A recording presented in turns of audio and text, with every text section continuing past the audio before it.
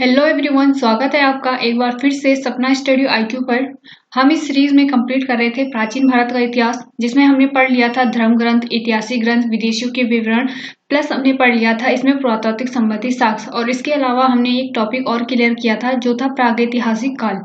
आज हम इस वीडियो में पढ़ने वाले हैं सिंधु सभ्यता के बारे में, जो कि एग्जाम पॉइंट की व्यू से बहुत ही ज्यादा इंपॉर्टेंट है। इससे बहुत ज्यादा क्वेश्चन उठाए जाते हैं एग्जाम्स में, और हर पेपर में आपको इससे क्वेश्चन मिलेंगे जिसमें इतिहास का पोर्शन आता होगा। तो चलिए वीडियो को स्टार्ट करते हैं। वीडियो को स्टार्ट करने से पहले अगर आपको वीडियो अच्छी लगती है, अगर आप वीडियो को पसंद करते हैं, वीडियो को लाइक शेयर सब्सक्राइब जरूर कीजिए। तो चलिए वीडियो को स्टार्ट करते हैं सिंधु सभ्यता से। तो सिंधु सभ्यता की जो तिथि मानी जाती है, सर्वमान्य तिथि है, जो कि सबसे अच्छी या फिर सभी विभाग इसको मानते हैं, वो है 2400 ईसा पूर्व से 1700 ईसा पूर्व।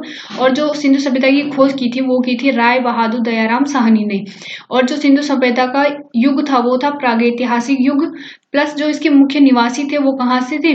द्रविड़ तथा भूमध्य सागरीय से थे। यहाँ के ये निवासी थे द्रविड़ और भूमध्य सागरीय से। तो अगर आपको क्वेश्चन पूछेगा एग्जाम में कि सिंधु सभ्यता के मुख्य निवासी कहाँ के थे, तो वो थे द्रविड़ और भूमध्य सागरीय के।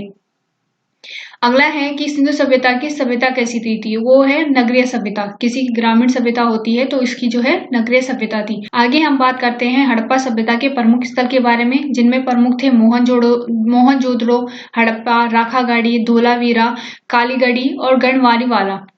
इसके बाद हम पॉइंट टू पॉइंट में बात करेंगे, जो कि इसमें लूसेंट की बुक में महत्वपूर्ण बिंदु दिए गए थे, उसको मैंने पॉइंट टू पॉइंट लिख दिया है ताकि आपको याद करने में आसानी हो।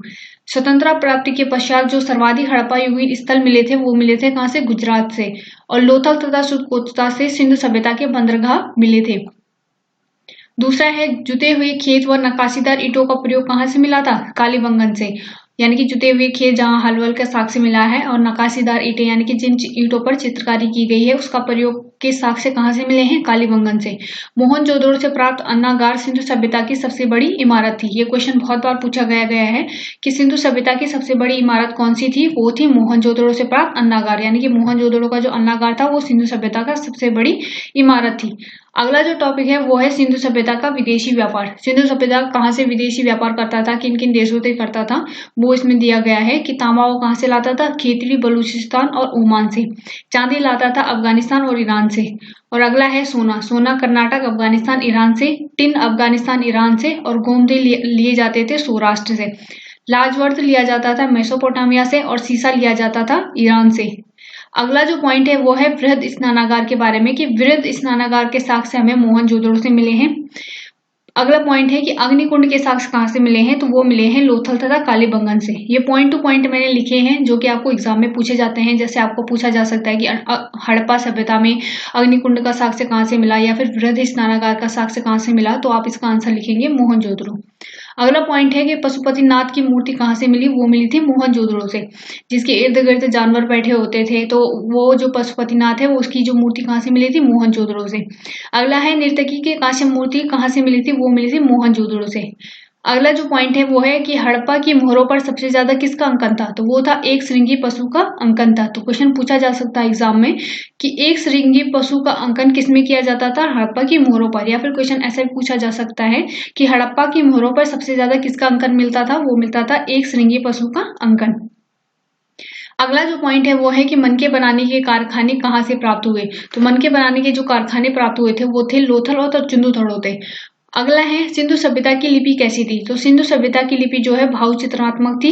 ये जो है दाएं से बाएं लिखी जाती थी। जैसे हमारी लिपि होती है, हम जो है बाएं से दाएं लिखते हैं, लेकिन ये जो सिंधु सभ्यता के लोग थे वो दाएं से बाएं लिखते थे। और कहा जाता है इनकी एक पंक्ति दाएं से बाएं और दूसरी पंक्ति बाएं से दाएं, और फिर उसके बाद जो तीसरी पंक्ति होती है वो दाएं से बाएं, यानी क्रम वाइज ये चलते रहते थे। अगला है सिंधु सभ्यता के लोग नगरों तथा घरों के विन्यास के लिए कौन सी पद्धति को अपनाई? तो उन्होंने ग्रिड पद्धति को अपनाई। यानी कि पाइप के द्वारा पानी को बाहर निकाला जाता था। जो किचन का पानी होता था, जो कमरों का पानी होता था, बाथरूम्स का पानी होता था, वो ग्रिड पद्धति के द्वारा, यानी कि जैसे आजकल के बाथरूम में पाइप लगे होते थे तो इनके भी पाइप्स लगे होते थे, और बाहर बड़ी बड़ी नहरें होते थे जिनके द्वारा पानी की निकासी की जाती थी। अगला है सिंधु सभ्यता की मुख्य फसलें कौन सी थी? वो थी गेहूं और जौ। अगर ऑप्शन में गेहूं और जौ अलग अलग दिया होगा तो आप जौ पर टिक लगाएंगे, क्योंकि जो विभाग है उसके द्वारा जौ को पहली मान्यता दी गई है, फिर गेहूं को दी गई है। अगला है सेंधववासी मिठास के लिए किसका प्रयोग करते थे? तो जो सिंधु सभ्यता के लोग थे वो मिठास के लिए शहद का प्रयोग करते थे। अगला जो इम्पोर्टेंट पॉइंट है कि चावल के दाने के साक्ष्य कहाँ से मिले? तो वो चावल के दाने के जो साक्ष्य मिले थे वो मिले थे रंगपुर तथा लोथल से, और चावल का प्रथम साक्ष्य लोथल से मिला था। यानी कि अगर आपको एग्जाम में रंगपुर और लोथल में से दोनों अलग अलग पॉइंट में दिए होंगे, अलग अलग ऑप्शन में दिए होंगे, तो आपको लोथल पे टिक लगाना है। अगला है तोल की इकाई संभवतः 16 के अनुपात में व्यक्त थी। अगला जो पॉइंट है वो है मेसोपोटामिया के अभिलेख में हड़प्पा के लिए मेलुआ शब्द का प्रयोग किया गया है। यानी कि जो मेसोपोटामिया के अभिलेख थे वहां जो हड़प्पा के लिए किस शब्द का प्रयोग किया गया है? मेलुआ का। तो आपको क्वेश्चन पूछा जा सकता है और पूछा भी गया है ये क्वेश्चन कहीं एग्जाम्स में कि मेसोपोटामिया के अभिलेख में हड़प्पा के लिए किस शब्द का प्रयोग किया गया है? वो किया गया है मेलुआ शब्द का। दूसरा पॉइंट है कि संभवतः हड़प्पा सभ्यता का शासन वाणिक वर्गों के हाथ में था। तो संभवतः यानी कि पूरा पता तो है नहीं, लेकिन फिर भी अगर क्वेश्चन पूछा जा सकता है एग्जाम में कि हड़प्पा का शासन किसके हाथ में था, तो वो था वाणिक वर्ग के हाथ में। अगला जो पॉइंट है वो है कि हड़प्पा तथा मोहनजोदड़ो एक विस्तृत साम्राज्य की राजधानी थी। ये किसके द्वारा कहा गया? पिकट के द्वारा। तो क्वेश्चन ये भी पूछा जा सकता है कि हड़प्पा और मोहनजोदड़ो को एक विस्तृत साम्राज्य की राजधानी किसने कहा था? तो वो कहा था पिकट ने। अगला है सिंधु सभ्यता के लोग जो धरती है उसको उर्वरता की देवी मानकर पूजते थे, यानी कि धरती की पूजा करते थे क्योंकि ये उर्वरता की देवी है। अगला जो इम्पोर्टेंट पॉइंट है वो है कि वृक्ष तथा शिव पूजा के प्रचलन के साक्ष्य कहाँ से मिले? वो भी सिंधु सभ्यता से मिले थे। स्वास्तिक चिन्ह जो है सिंधु सभ्यता की ही देन है। यानी कि जो आज हम स्वास्तिक का प्रयोग करते हैं स्वास्तिक चिन्ह का, तो वो कहाँ से आया था? हड़प्पा सभ्यता या सिंधु सभ्यता से ही आया था। सिंधु सभ्यता में किसी मंदिर के अवशेष नहीं मिले। ये क्वेश्चन बार बार एग्जाम में पूछा जाता है कि मंदिर के अवशेष क्या सिंधु सभ्यता में प्राप्त हुए हैं? तो उसका आंसर होगा नहीं, किसी भी मंदिर के अवशेष सिंधु सभ्यता में प्राप्त नहीं हुए हैं। सिंधु सभ्यता में कुबड़ वाला जो सांड था वो विशेष पूजनीय था। अगला है सैंधव समाज जो है मातृ सत्तात्मक था। जैसे आर्य समाज है वो पितृ सत्तात्मक था, लेकिन जो सैंधव समाज था वो कैसा था? मातृ सत्तात्मक था। अगला है सैंधववासी सूती तथा ऊनी वस्त्रों का प्रयोग करते थे। यानी कि ये जो वस्त्र पहनते थे वो या तो सूती होते थे या फिर वो ऊनी होते थे, गर्म या फिर नॉर्मल जो ठंडे होते हैं।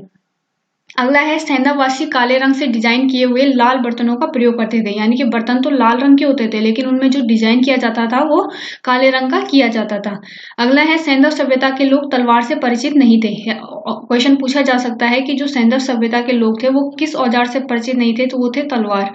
अगला है कालीबंगन एकमात्र स्थल है जहां निचला शहर भी किले से घिरा हुआ था। कालीबंगन का जो अर्थ होता है वो होता है काली चूड़ियां, और कालीबंगन से ही खेत जोतने के साक्ष्य भी मिले हैं और अग्नि पूजा के भी साक्ष्य कहाँ से मिले हैं? कालीबंगन से। तो कालीबंगन ये इतना इंपॉर्टेंट है कि कालीबंगन एकमात्र स्थल था जिसका निचला शहर भी किलेबंदी से घिरा था, और इसका अर्थ होता है काली चूड़ियां, प्लस इसमें खेतों के जुते होने का साक्ष्य प्लस अग्नि पूजा का साक्ष्य मिला है। अगला है पर्दा प्रथा तथा वैश्यावृत्ति भी सैंधव सभ्यता में प्रचलित थी। यानी कि यहाँ पर्दा प्रथा भी होता था, जो लड़कियां होती थी वो पर्दा रखती थी, प्लस वैश्यावृत्ति यानी कि जो वैश्याएं होती थी उसकी भी वृत्ति यहाँ पर चलती थी। अगला है शवों को जलाने तथा गाड़ने की प्रथा प्रचलन में थी। जो सैंधव सभ्यता थी उसमें शवों को जलाया जाता था या फिर गाड़ा जाता था।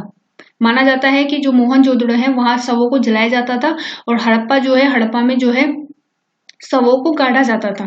तो ये दोनों ही प्रथाएं प्रचलन में थी हड़प्पा सभ्यता में। अगला है लोथल तथा कालीबंगन में युग्म समाधियां प्राप्त हुई। तो क्वेश्चन पूछा जा सकता है कि युग्म समाधियां कहाँ से प्राप्त हुई?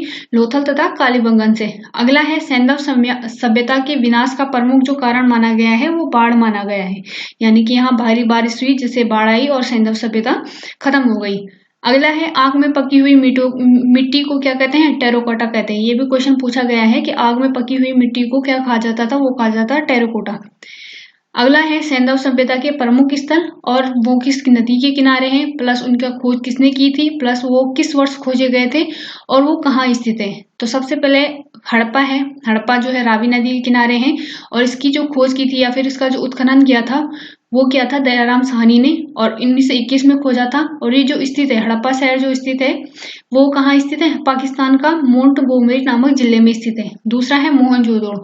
मोहनजोदड़ो सिंधु नदी के किनारे स्थित है और इसका उत्खनन किया था राखलदास बनर्जी ने 1922 में किया था। ये पाकिस्तान के सिंध प्रांत में स्थित है। अगला है चुंदुतोड़ो। चुंदुतोड़ो भी सिंधु नदी के किनारे स्थित है। इसका जो उत्खनन करता था वो था गोपाल मजूमदार 1921 में इसे उत्खनन किया गया था और सिंधु प्रांत में स्थित है। अगला जो इम्पोर्टेंट है वो है कालीबंगन, जो गगन नदी के किनारे है, और इसको जो खोजा था या फिर उत्खनन किया था बीबी लाल ने किया था। प्लस जब ये खोजा गया था वो तिथि कौन सी थी, 1953, और ये स्थित है राजस्थान के हनुमानगढ़ के जिले में। अगला है रंगपुर। रंगपुर नदी है मादर नदी के किनारे स्थित है। इसको जो उत्खनन किया था उसने किया था रंगनाथ राव ने, और 1953 में खोजा गया था गुजरात के कांडिया बाढ़ में। अगला है रोपण। रोपण सतलज नदी के किनारे स्थित है। यज्ञदत्त ने इसे खोजा था और 1953 से 1956 के बीच में इसे खोजा गया था, और यह जो स्थित है पंजाब के रोपण नामक स्थान में स्थित है। अगला है लोथल। लोथल जो है भभुआ नदी के किनारे स्थित है। इसको जो खोजा था रंगनाथ राव ने खोजा था।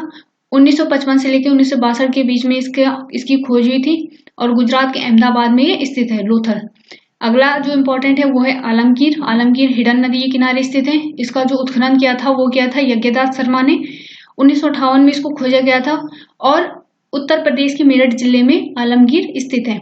तो ये आज का जो टॉपिक था हमारा सिंधु सभ्यता, इसमें बस इतने ही इंपॉर्टेंट पॉइंट थे लूसेंट की बुक में, जो कि मैंने आपको यहाँ पर कवर करा दिए हैं। तो अगर आपको वीडियो अच्छी लगी हो तो वीडियो को लाइक शेयर सब्सक्राइब जरूर कीजिए, और जो भी आपको कमी लग रही है या फिर जो भी आपके मन में बात है वो कमेंट में जरूर लिखिए। Thank you so much. Thank you video को पूरा देखने के लिए। Thank you.